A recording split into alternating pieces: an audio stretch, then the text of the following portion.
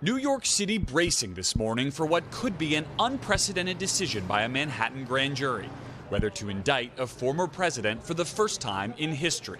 Donald Trump shocking the political world Saturday, predicting on his social media platform that he would be arrested on Tuesday, calling on his supporters to protest. A Trump spokesperson later clarifying the former president had not been notified he will be charged. Still, Mr. Trump's declaration is already galvanizing his supporters, with prominent Republicans rallying to his defense. Among them, the Speaker of the House, Kevin McCarthy, who vowed to use congressional committees to investigate New York City's investigation.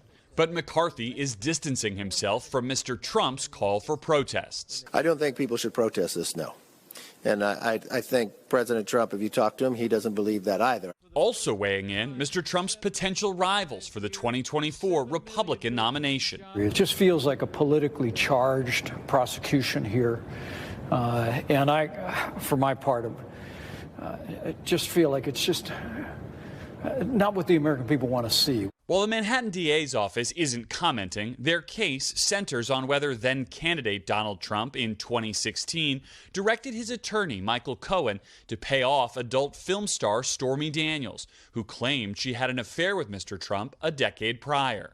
Donald Trump needs to be held accountable for his dirty deeds. The former president has denied any wrongdoing and is accusing Manhattan DA Alvin Bragg of a, quote, partisan witch hunt. For his part, Bragg isn't responding to the criticism publicly, but told his staff in an email, quote, "Your safety is our top priority."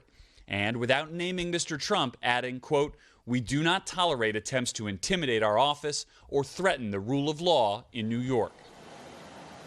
Now, with all eyes on the grand jury's next move, later today, they'll hear from Robert Costello, a former legal advisor to Cohen, but who's been asked to testify today by Mr. Trump's attorneys, according to two sources, or according to a source with direct knowledge. Now, two other sources tell us there's going to be an intra-agency security review here in New York City for law enforcement to plan for what could happen here if and when an indictment is handed down. Craig? All right, Garrett Haake for us this morning. Let's turn now to NBC's senior legal correspondent, Laura Jarrett. Laura, good morning to you. Good morning. So obviously we won't know the specific charges until if there's an indictment, that indictment is unsealed. But what kinds of charges could the former president be looking at here? Help us understand this case. So the facts aren't really in dispute. The key crux of this, as best we understand, is that Michael Cohen makes the payment to Stormy Daniels in the waning days of the 2016 election to try to keep quiet about this affair. Now, the payment of hush money on its face is not necessarily illegal. Okay. The legal case comes in here because of the way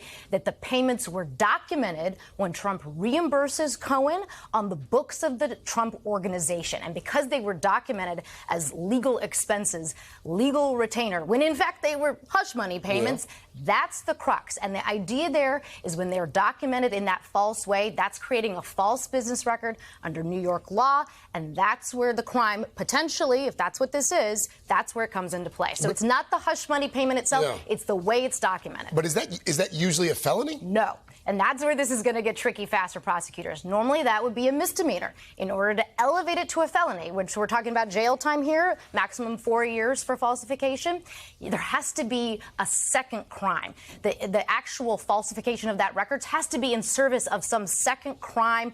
And the key is we don't know what that second crime is. Now, there's a lot of theories out there. Maybe it has to do with a campaign finance violation. We know Cohen pled guilty to that back in the day. Maybe it's some state election campaign finance violation. We simply don't know what the second crime is. And so right now, we believe that, of course, the grand jury is looking into a felony, but we don't yet know all the contours of it. If the grand jury does vote to indict the former president, then what happens? Okay, so in the typical case, realizing that we are talking about a very specific defendant, potential defendant here, in the typical case, once the grand jury indicts, that indictment goes under seal in the court, which means we would not see it.